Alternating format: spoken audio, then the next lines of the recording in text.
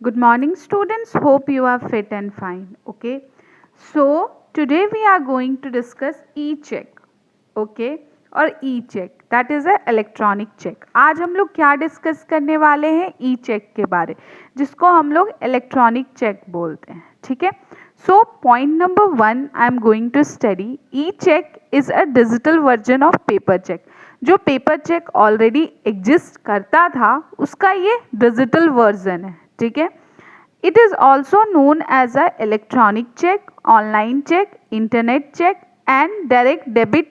E cheque use the automated clearing house, जिसको हम लोग SCH भी बोलते हैं. ओके. सो ई चेक को ही हम लोग ऑनलाइन चेक भी बोलते हैं, इंटरनेट चेक भी बोलते हैं और डायरेक्ट डेबिट ई चेक भी बोलते हैं. That is use by the ACH. ACH means automated clearing house to direct debit from the customer checking account. ठीक है. तो जो चेक कट करके दे रहा है उसके अकाउंट से अमाउंट डेबिट हो जाते हैं. ठीक है. और आप जिसको अमाउंट पे करते हैं, weather it could be a merchant business account और कोई भी रिटेलर शॉपकीपर हो गया, किसी को भी आप चेक कट करके दे रहे हो तो उसके अकाउंट में जो जैसे कि मर्चेंट के अकाउंट में अमाउंट क्रेडिट हो जाएगा और कस्टमर्स के अकाउंट से अमाउंट डेबिट हो जाएगा. ठीक है. With the help of payment processor. एक पेमेंट प्रोसेसर होता है जिसके हेल्प से ही ये काम करता है. ठीक है. तो मैं ये पॉइंट को रिकैप कर देती हूँ. ई चेक होता क्या है? इलेक्ट्रॉनिक चेक होता है. ठीक है. That is a digital version of the paper cheque. जो पेपर चेक होता है उसका डिजिटल वर्जन होता है. ठीक है.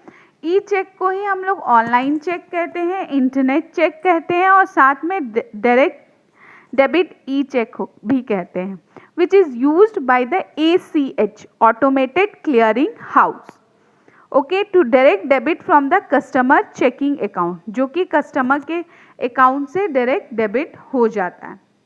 कस्टमर के अकाउंट से डेबिट हो जाता है और जो मर्चेंट बिजनेस बैंक अकाउंट है उस पर क्रेडिट हो जाता है. मीन्स आप यदि चेक काट कर दे रहे हो और आप कस्टमर हो, ठीक है, या फिर आप रिटेलर शॉपकीपर हो, ठीक है, आपने डिजिटल चेक कट करके दिया, आपको मतलब पे करना है किसी को, ठीक है, तो आपके अकाउंट से ऑटोमेटिकली अमाउंट डिडक्ट होगा और जिसको आप पे कर रहे हो उसके अकाउंट में अमाउंट क्रेडिट हो जाएगा. ये तो नॉर्मल पेपर चेक में भी होता है. यदि मैं चेक काट कर दी हूँ, कट करके दी हूँ और अपने किसी फ्रेंड को मुझे पे करना है, सपोज 20,000 पे करना है मुझे किसी फ्रेंड को, मैंने पेपर चेक कट करके दिया, बैंक अकाउंट में सबमिट किया, तो मेरे अकाउंट से 20,000 डेबिट हो जाएगा और मेरे फ्रेंड के अकाउंट में 20,000 क्रेडिट हो जाएगा. सेम थिंग प्रोसेस होता है बट वो डिजिटल चेक है, इलेक्ट्रॉनिक चेक है, इसीलिए डिजिटल प्लेटफॉर्म में होता है with the help of the payment processor और automated clearing house. Okay. Now will move to the second point. An electronic cheque और e check is an electronic version of paper cheque. इस line से हमने क्या समझ में आ रहा है कि जो इलेक्ट्रॉनिक चेक है वो कहीं ना कहीं इलेक्ट्रॉनिक वर्जन है पेपर चेक का, which is use to make the payment online. Ultimately the day end क्या है कि जितनी भी पेमेंट हो रही है वो ऑनलाइन हो रही है. ठीक है. E check is created on computer and it is process through the use of internet. तो ई चेक क्या है? That is created by the computer only and process through the internet.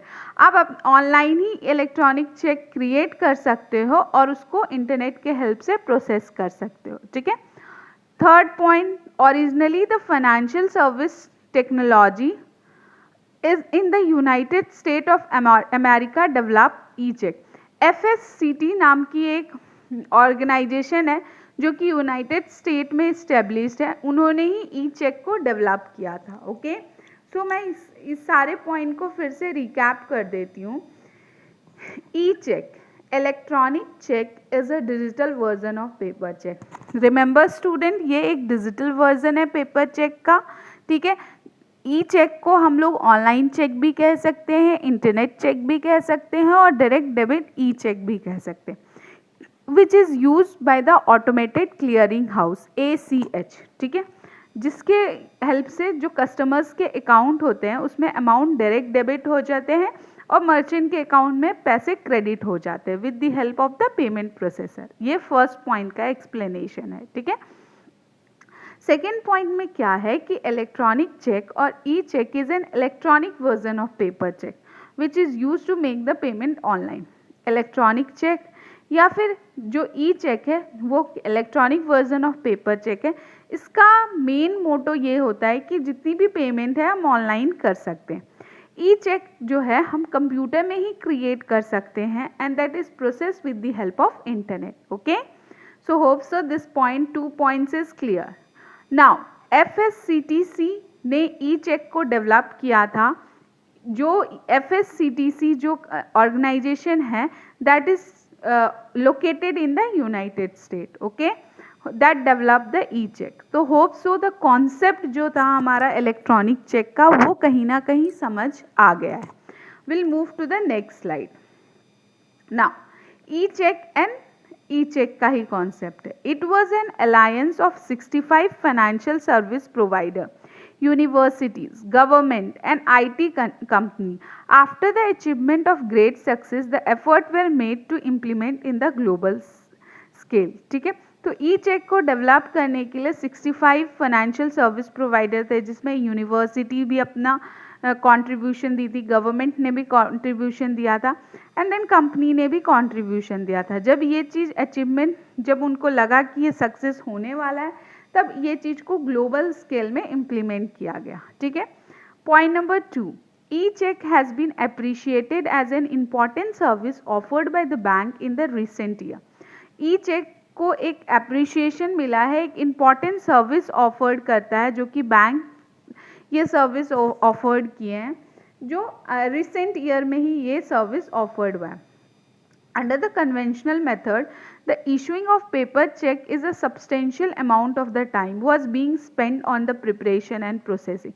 Paper cheque में क्या होता है कि बहुत ही time taking होता है। सबसे पहले आप चेक को सबमिट कीजिए, फिर T2 लगता है, 2 डेज के बाद ही आपका अमाउंट क्लियर होगा। यदि किसी को इमरजेंसी में अमाउंट चाहिए तो ये बहुत टाइम टेकिंग चीज़ था। ठीक है, now because of advancement of technology, the issue of paper check has become out of date।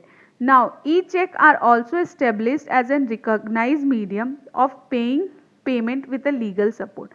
तो अब क्या है कि इलेक्ट्रॉनिक चेक स्टेब्लिश किया गया है और इसको कहीं ना कहीं एक मीडियम माना गया है ताकि जो पेमेंट हो सके विद द लीगल सपोर्ट। ठीक है, so hope so this 2 concept is also clear। So before the arrival of this modern method of making payment, the most popular form of making payment is online after cash was a e-check। तो before the arrival of the modern method, ये method को arrive करने से पहले जो most popular form of making payment online था after cash was a e-check। Okay, in order to use e-check, the buyer user needs to open the checking account with the bank।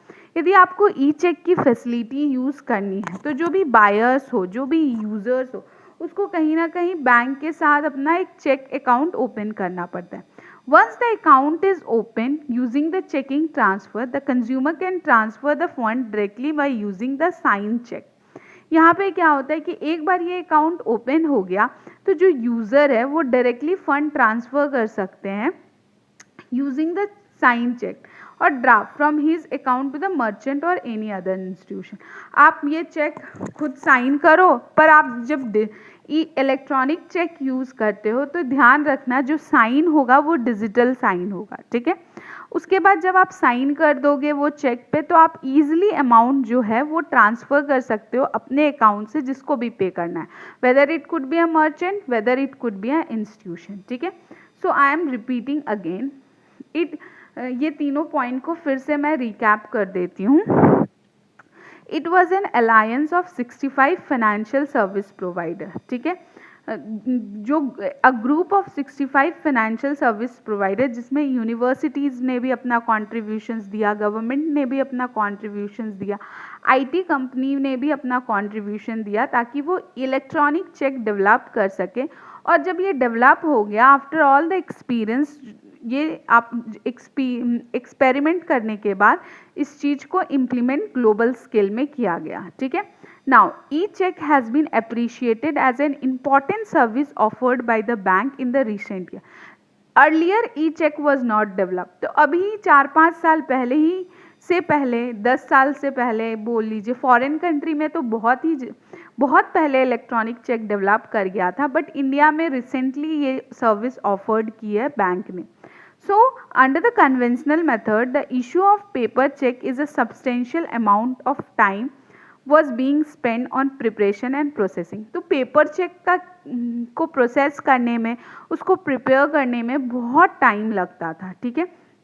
But with the help of the advancement of technology, the issue paper check have became out of the date. तो ये जो time consuming था and all, इस चीज़ का जो problem था, ये limitation था पेपर चेक का, उस चीज़ को रिड्यूस किया इलेक्ट्रॉनिक चेक ने, रिमूव कर दिया, ठीक है। Now e cheque was established as an recognized medium of making a payment with a legal support. Now what is happening, e-check is established as a recognized medium, ठीक है, of making a payment with a legal support. Okay, coming to the last point, before the arrival of these modern method of making the payment, the most popular form of making payment was online after a cash was an e-check, ठीक है। In order to use the e-check, the buyer and user needs to open the checking account with the bank. ये ई check की facilities को opt करने से पहले जो buyers होता है उसको कहीं ना कहीं बैंक के साथ एक चेकिंग अकाउंट ओपन करना पड़ता है। जब एक बार अकाउंट ओपन हो गया तो you can use the checking transfer, the consumer can transfer the fund directly by using the sign cheque. तो आपको डिजिटली साइन करना पड़ता है चेक में, और so and so amount should be transfer. फिर आप अपने अकाउंट से किसी भी मर्चेंट या फिर किसी भी इंस्टीट्यूशन में अमाउंट डायरेक्टली ट्रांसफ़र कर सकते हैं। So hope so this concept is clear. तो आपको ये कॉन्सेप्ट समझ में आ गया होगा। Now will move to the next slide, that is a benefit, importance and features of e cheque. कभी भी क्वेश्चन आ जाता है कि क्या बेनिफिट्स है, तो आप ये लिख सकते हो, ठीक है। The very first benefit and the feature of e check is that it help in a cost cutting by reducing the use of the paper. तो जो फर्स्ट बेनिफिट है हमारा ई चेक का, वो क्या है, is that it help in a cost cutting. ये cost cutting में मीन्स आप जब पेपर चेक यूज़ करते हो, पेपर का वेस्ट होता है, तो कहीं ना कहीं उसमें कॉस्ट ज़्यादा लगता है। तो ई चेक के वजह से जो कॉस्ट कटिंग में ये इस चीज़ में बहुत ही सहायता मिलती है, ठीक है। The use of paper cheque, long elaborated procedures to clear the payment through a manual clearing system and a physical cheque. तो जैसे कि मैंने आपको बताया था कि फिज़िकल चेक में सबसे पहले टाइम कंज्यूमिंग बहुत ज़्यादा है, उसका जो प्रोसेसिंग और प्रिपरेशन है इसमें बहुत ही ज़्यादा टाइम लगता है। बट इलेक्ट्रॉनिक चेक में ड्यू टू द ACH के वजह से, ऑटोमेटेड क्लियरिंग हाउस के वजह से, जो प्रिपरेशन और प्रोसेसिंग होता है उसमें कहीं ना कहीं टाइम कम लगता है। तो hope so the first point is clear. Okay, now it is an excellent supplement to match the requirement of e-commerce global revolution। तो आपको पता होगा कि आज के टाइम पे जितनी भी मार्केट है, ठीक है, वो इलेक्ट्रॉनिकली स्विच कर रही है। ऑनलाइन बिजनेस हो रहा है, ऑनलाइन पढ़ाई हो रहा है, जो एक रेवोल्यूशन आया है ई कॉमर्स सेक्टर में, कॉमर्स के सेक्टर में। तो कहीं ना कहीं ई चेक, इलेक्ट्रॉनिक चेक उस चीज़ को सपोर्ट कर रही हो। आप देखोगे, मैंने लास्ट चैप्टर में आपको पढ़ाया था कि आज के टाइम में मार्केटिंग भी डिजिटली हो रही है, ऑनलाइन हो रही है। So you can see that there is a revolution coming in the e commerce market. Okay, forgery also reduce in a case of e cheque. Electronic cheque में जो फॉर्जरी, जो धोखा, जो फॉर्जरी मतलब धोखाधड़ी हो गया, जो आप फिजिकल चेक में आप उस चेक को छेड़छाड़ कर सकते हो, टेम्पर कर सकते हो, डिस्ट्रॉय कर सकते हो, बट कहीं ना कहीं इलेक्ट्रॉनिक चेक में इस चीज़ को आप डिस्ट्रॉय नहीं कर सकते हो, वो चीज़ रिड्यूस हो गया। It is difficult to tamper an electronic cheque as compare to physical cheque. यहाँ पे क्या बोल रहा है कि ये it is very difficult to tamper the electronic cheque. Electronic cheque को टेम्पर करना, डिस्ट्रॉय करना, वो कहीं ना कहीं मुश्किल है। If you see to the physical cheque को डिस्ट्रॉय करना ईजी है। An electronic cheque has all the features as regular or a regular paper check. ठीक है, तो जो भी पेपर चेक में जो भी फीचर्स थे वो कहीं ना कहीं इलेक्ट्रॉनिक चेक में है। ठीक है, Unlike regular or physical check, the issuer has to put his or her signature. तो फिजिकल चेक में क्या होता है, आप हैंड रिटन सिग्नेचर देते हो, बट इलेक्ट्रॉनिक चेक में आपको डिजिटल सिग्नेचर की रिक्वायरमेंट होती है, ठीक है. So hope so the benefit, importance and features of e check is clear, ठीक है. तो पहला बेनिफिट ये है कि ई चेक के हेल्प से जो कॉस्ट कटिंग है वो कहीं ना कहीं ज़्यादा है, कॉस्ट को रिड्यूस हो रहा है. दूसरे में क्या है कि due to the revolution in the commerce sector, like जब से भी इलेक्ट्रॉनिक कॉमर्स लॉन्च हुआ तो कहीं ना कहीं इलेक्ट्रॉनिक चेक इस चीज़ को सपोर्ट करता है, ठीक है. इलेक्ट्रॉनिक चेक में फॉर्जरी जो है वो रिड्यूस हो रहा है, and it is very difficult to tamper the electronic cheque as compare to the physical cheque. Okay. Third क्या है कि electronic cheque has all the features. Electronic cheque के पास भी वो सारे फीचर्स हैं जो कि फिजिकल चेक के पास था, ठीक है.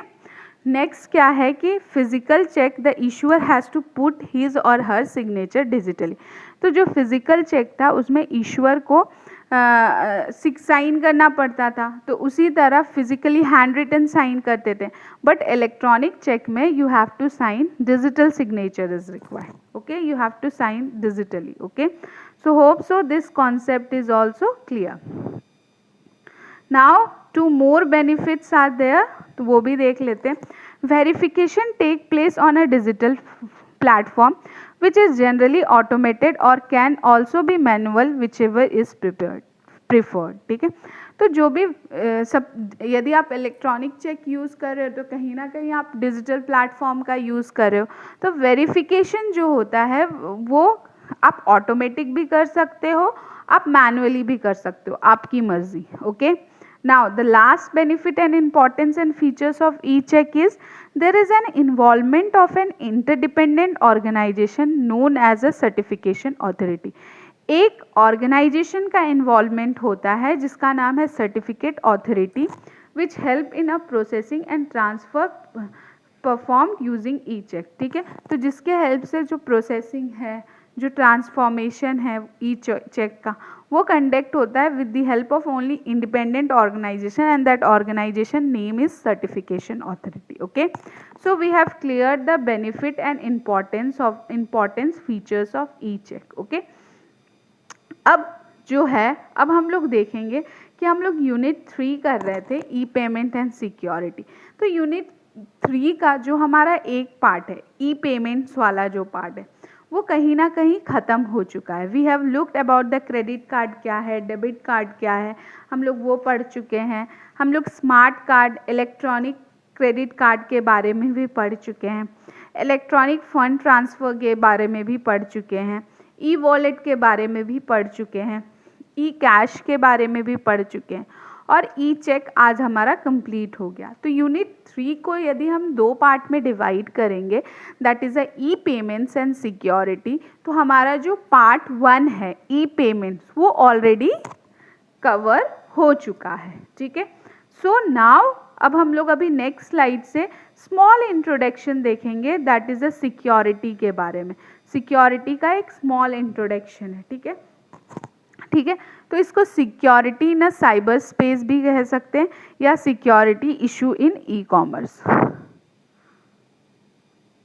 Now security in a cyber space और security issue in a e commerce. Okay. So मैंने आपको कभी फर्स्ट चैप्टर में बताया था कि इंडिया में जो है इंफॉर्मेशन टेक्नोलॉजी एक्ट 2000 है, वो रेगुलेट कर रही है वो साइबर क्राइम्स जो हुआ, ई कॉमर्स फ्रॉड हुआ, इसके ऊपर एक्शन लेती है. ठीक है. जैसे कि इंफॉर्मेशन टेक्नोलॉजी एक्ट 2000 और IT act was notified on October 17, 2000. तो इंफॉर्मेशन टेक्नोलॉजी एक्ट जो है वो नोटिफाई कब हुई थी? October 17, 2000. It is a law that deals with the cyber crime and electronic commerce in India. ये एक ऐसा लॉ है जो कि साइबर क्राइम से डील करता है और electronic commerce in India. Okay. while the first draft was created by the Ministry of Commerce government in India. जिसको हम लोग ई कॉमर्स एक्ट 1998 बोलते थे। उसके बाद ये रीड्राफ्ट हुआ और इसका नाम हुआ इंफॉर्मेशन टेक्नोलॉजी एक्ट 2000। ठीक है, तो ये एक स्मॉल इंट्रोडक्शन था। फिर मैंने आपको बताया था कि ई कॉमर्स के प्लेटफॉर्म में, ठीक है, जो रिस्क होता है, सिक्योरिटी रिस्क होता है, वो कहीं ना कहीं इस ई कॉमर्स का डिमेरिट्स होता है, जहाँ पे आपको हैकिंग का डर होता है कि आपकी क्रेडेंशियल इंफॉर्मेशन कोई थर्ड पार्टी चुरा ले या फिर हैक कर ले, जिसके वजह से इंफॉर्मेशन लीक हो जाए एंड ऑल दोस थिंग। ठीक है, तो today we are going to give the small introduction of the security in cyber space and security issue in e-commerce. For the most honest and low awaiting people, the internet provide a global marketplace by providing the access to a citizen and business worldwide. ठीक है, तो यहाँ पे क्या है कि आज के टाइम पे, ठीक है, जितने भी बिजनेसमैन हैं उन लोगों को ग्लोबली इंटरनेट के थ्रू आप एक मार्केट मिला हुआ है। ठीक है, for the people with the criminal intent, ऐसे लोग जिनका इंटेंट ही क्रिमिनली हो, ठीक है, the internet has created a entirely new and lucrative platform to steal and carry out the malicious act. ठीक है, तो जैसे बहुत सारे हैकर्स होते हैं जो अनएथिकल्स हैकर्स होते हैं, जिनका काम ही होता है किसी बिजनेस ऑर्गेनाइजेशन की क्रेडेंशियल इंफॉर्मेशन को चोरी करना, हैक करना, या फिर कोई वायरस उनके सिस्टम में डाल देना जिसके वजह से उनका पूरा सिस्टम कोलैप्स कर जाए। तो ऐसे एक्टिविटी को मलिशियस एक्ट बोलते हैं। ठीक है, जो कि ई कॉमर्स के प्लेटफॉर्म में आए दिन देखने को मिलता है। ठीक है, every bit of information is available on internet, starting from the product and services to the information available on internet, starting from the product and service to the information to cash। ठीक है, जितना भी information available है internet में, जो hackers होते हैं उन्हें थोड़ी कोई शौक होता है कि वो जाकर किसी भी ऑर्गेनाइजेशन के पर्सनल डिटेल्स को हैक करे मज़े के लिए। ये सारे कुछ जो हैकर्स होते हैं वो सारे इंफॉर्मेशन को हैक करके उसके कंपेटिटर बिजनेस ऑर्गेनाइजेशन को सेल कर देते हैं, ताकि वो और उसके लिए जो कंपेटिटर बिजनेसमैन होते हैं वो हैकर्स को पैसे देते हैं। तो ये कहीं ना कहीं इनलीगल है। ठीक है, both merchant and consumer face the problem of cyber crime and the issue related to the security on cyber space are rising day by day। तो ऐसा नहीं है कि सिर्फ बिजनेस ऑर्गेनाइजेशन ही साइबर क्राइम के शिकार बनते हैं, बट कंज्यूमर भी कहीं ना कहीं साइबर क्राइम के शिकार बन जाते हैं। ठीक है, कैसे? जैसे कि आप कि कोई भी वेबसाइट ओपन की है, कोई भी शॉपिंग वेबसाइट ओपन की है, ठीक है, और वो वेबसाइट उतना ऑथेंटिक नहीं है, उतना सिक्योर नहीं है। आपने वहाँ से शॉपिंग कर लिया, पेमेंट डिटेल्स डाल दिया, कार्ड्स का डिटेल्स डाल दिया। ठीक है, जब अपना कार्ड का डिटेल्स डाला तो कहीं ना कहीं वो इंफॉर्मेशन किसी थर्ड पार्टी को शेयर हो गई, जो कि आपके कार्ड को मिसयूज़ कर सकता है। ठीक है, और आपके अकाउंट से पैसे डेबिट हो सकते हैं। ठीक है, तो कहीं ना कहीं साइबर क्राइम का जो प्रॉब्लम है वो मर्चेंट भी फेस करते हैं और कंज्यूमर भी फेस करते हैं, और वो कहीं ना कहीं इंक्रीज हो रहा है। Of course stealing on internet involve comparatively lesser risk, but of course stealing on internet involve the completely lesser risk. Okay, now advantage of the anonymity on the internet help the criminal in placing the fake order with a retailer and operating online, stealing information, interrupting and intercepting the website by using the various kind of virus। ठीक है, तो यहाँ पे क्या होता है, जो criminals होते हैं, जो ऑनलाइन क्रिमिनल्स होते हैं, वो कभी कभी फेक ऑर्डर रिटेलर्स को सेंड कर देते हैं और एक बार ऑर्डर आने के बाद कैश भी नहीं देते हैं, ऐसा कुछ होता है। ठीक है, स्टीलिंग इन्फॉर्मेशन के वजह से बहुत ऐसे वायरस उनके सिस्टम में डाल देते हैं ताकि जो उनका सिस्टम है वो कहीं ना कहीं कोलैप्स हो जाता है। ठीक है, tracing this cyber criminals is rather than very difficult and costly affairs both the merchant and consumer.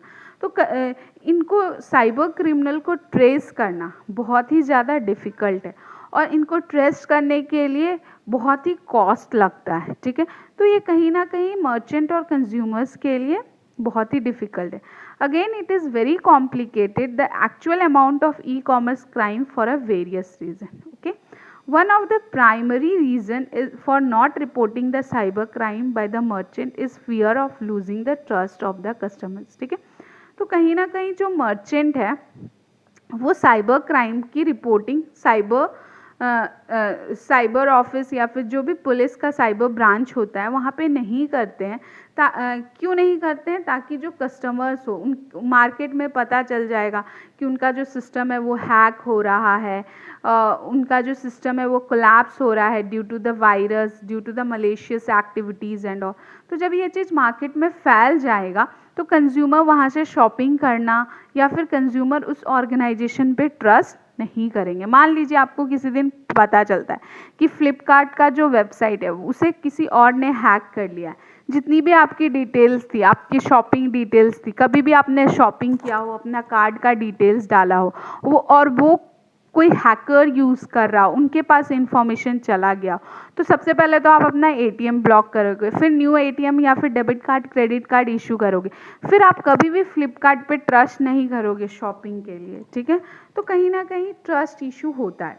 Further, not very criminal committing criminal act on e commerce is after money. तो जितना भी ये criminal act होता है, online हो चाहे offline हो, main objective पैसे का ही होता है. ठीक है, some just want to spoil or run and disrupt the website of the company rather than actually stealing the goods and services.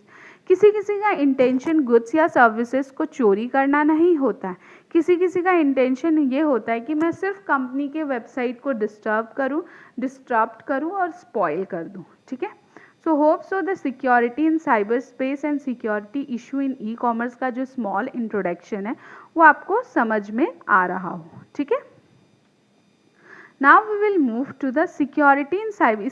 इसी का थोड़ा इंट्रोडक्शन पढ़ते हैं. The cost of such attack is very difficult to quantify because it is not only involve the monetary loss but also damage of reputation of the company operating in e-commerce platform. ठीक है, तो इसमें जो cost होता है इसको जैसे कि आपको 20 लाख रुपए का लॉस हुआ तो आपको पता है एक्चुअली कि 20 लाख रुपीस का लॉस हुआ है, बट यहाँ पे जो भी लॉस होता है उसको कैलकुलेट करना बहुत ही डिफ़िकल्ट होता है. आपको मॉनेटरी लॉस तो होता ही होता है, बट साथ ही साथ आपका जो रेप्यूटेशन है मार्केट में, ठीक है, वो कहीं ना कहीं स्पॉइल हो जाता है.